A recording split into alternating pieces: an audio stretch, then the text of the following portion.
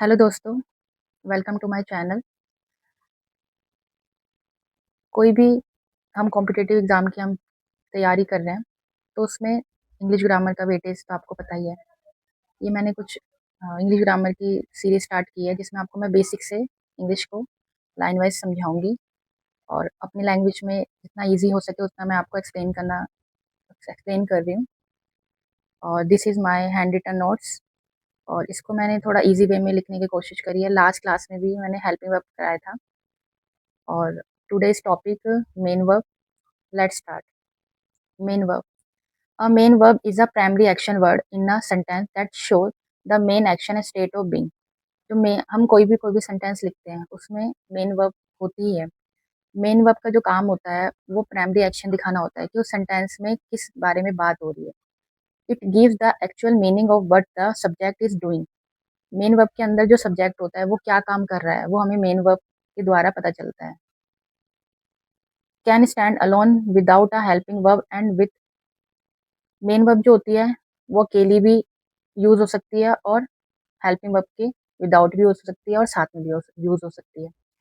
लेकिन जो helping verb होती है वो कभी भी मेन वर्ब के बिना सेंटेंस में यूज़ नहीं होती है। अगर ओनली मेन वर्ब है तो हेल्पिंग वर्ब के बिना वो यूज़ हो सकती है। मेन वर्ब जैसे कि eat, run, write, go, think, sleep.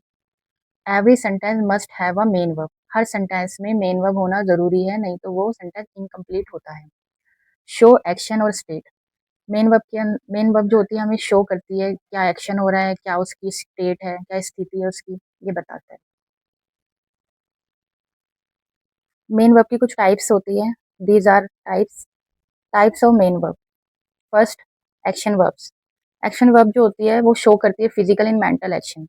Sentence के अंदर जो भी फिजिकल एक्शन हो रहा है, मेंटली एक्शन हो रहा है, वो भी मेन वर्ब में ही होती है। फिजिकल एक्शन जो होता है जैसे sing, dance, jump, run, eat, drink. Mental action होता है think, decide, know, plan, organise. Second, stative verb.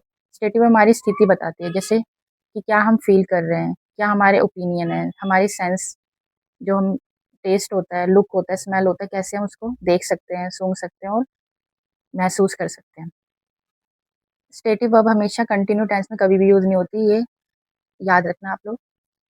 Feeling में से लव की ज़रूरत होती है, हैव बीन, बिलॉन्ग। ओपिनियन में तो गैस करते हैं, डाउट को, सेंस में ये सब देखते हैं। Third, transitive verbs. Transitive verbs जो होती है needs an object to complete meaning. Transitive verb जो है उसके अंदर ऑब्जेक्ट के बिना कभी भी सेंटेंस कंप्लीट नहीं होता। जैसे वर्ब प्लस ऑब्जेक्ट, वर्ब के साथ हमेशा ऑब्जेक्ट आता ही तभी वो सेंटेंस कंप्लीट होता है। अगर वो ऑब्जेक्ट नहीं होगा वर्ब के साथ तो वो ट्रांजिटिव वर्ब नहीं होती।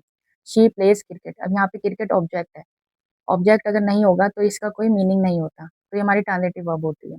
Hold, hug, sign, relax. Fourth, intransitive verbs. Intransitive verb में ऑब्जेक्ट की जरूरत नहीं होती, नो नीड एन ऑब्जेक्ट।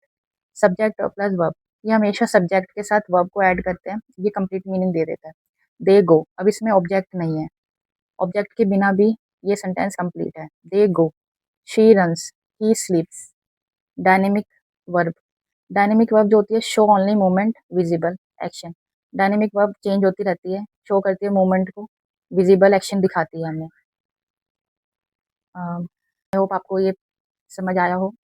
अगर आपको ये मैंने जो बताया अगर आपको थोड़ा भी 1% भी समझ आया तो प्लीज़ लाइक करना और कुछ भी आपको इससे रिलेटेड कुछ भी पूछना है तो मुझे प्लीज़ कमेंट करना, जिससे मैं मोटिवेट हो और मैं आगे इसकी सीरीज़ को और स्टार्ट कर सकूँ।